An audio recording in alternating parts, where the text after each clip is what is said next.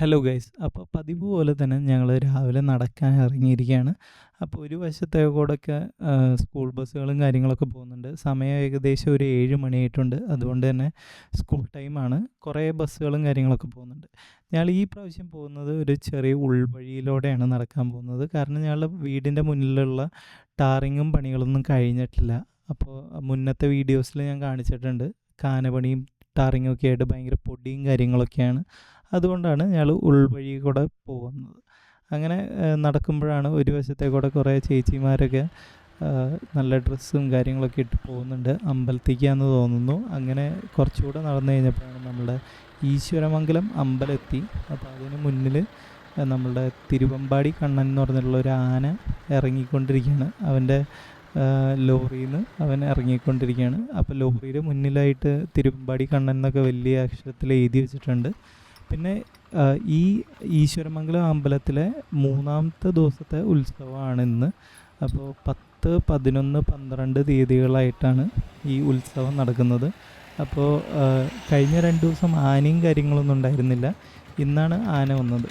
അങ്ങനെ ആനേനെ കാണാനായിട്ട് കുറേ ആൾക്കാർ അവിടെ കൂടിയിട്ടുണ്ട്. അതുപോലെ തന്നെ ഞങ്ങളും അതെ കുറേ നേരമൊക്കെ വീഡിയോയും കാര്യങ്ങളൊക്കെ എടുത്ത് അവൻ്റെ ആ ഒരു നടത്തവും കാര്യങ്ങളൊക്കെ ആയിട്ട് കണ്ട് അവിടെ നിന്നു. അങ്ങനെ കുറേ പേര് ഉത്സവത്തിന് വന്നിട്ടുണ്ട്. രാത്രിയാണ് നമ്മളുടെ കൊട്ടും മേളവും കാര്യങ്ങളൊക്കെ ആയിട്ടുള്ള ഉത്സവം. അപ്പോൾ ഇപ്പോൾ കുറേ പേരൊക്കെ തൊഴാൻ വേണ്ടി വന്നിരിക്കുകയാണ്. അങ്ങനെ ഞങ്ങൾ കുറേ നേരമൊക്കെ അത് കണ്ടുകൊണ്ട് നിന്ന് നമ്മുടെ വീട്ടിലോട്ട് നടക്കുവാണ്. അങ്ങനെ ഇന്ന് ആണെങ്കിൽ ഈ തിരുവമ്പാടി കണ്ണനെയും കണ്ടുകൊണ്ട് നിന്ന് കുറേ സമയം വേസ്റ്റായിപ്പോയി. പക്ഷേ ഇതൊക്കെ വല്ലപ്പോഴല്ലേ കാണാൻ പറ്റുള്ളൂ. അങ്ങനെ ഞങ്ങൾ വീട്ടിലെത്തി.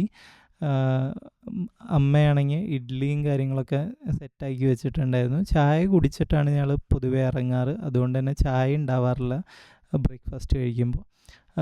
നേരെ ഇഡ്ഡലിയും കാര്യങ്ങളൊക്കെ കഴിക്കാൻ തുടങ്ങി. അതോടൊപ്പം തന്നെ വൈഫിനെ കൊണ്ടുപോകാനായിട്ട് ഫുഡും കാര്യങ്ങളൊക്കെ അവൾ എടുത്ത് വയ്ക്കാൻ പോയിരിക്കുകയാണ്. അങ്ങനെ ഇന്ന് ലേറ്റ് ആയതുകൊണ്ട് തന്നെ വൈഫിന് മേക്കപ്പ് ചെയ്യാൻ ടൈം കിട്ടിയില്ല. അപ്പോൾ നമ്മൾ കാറിൽ തന്നെയാണ് ചെറിയ മേക്കപ്പും ടച്ചൊക്കെ ചെയ്ത് പോകുന്നത്. അപ്പോൾ ഞാൻ നേരെ ചാലക്കുടിയിലേക്കാണ് പോകുന്നത്. അപ്പോൾ ക്ലിനിക്കിൽ ഡ്രോപ്പ് ചെയ്യണം. പിന്നെ കുറേ സാധനങ്ങൾ വാങ്ങിക്കാനും കാര്യങ്ങളൊക്കെ ഉണ്ട്. അപ്പോൾ അതിനു വേണ്ടി പോയിക്കൊണ്ടിരിക്കുകയാണ്.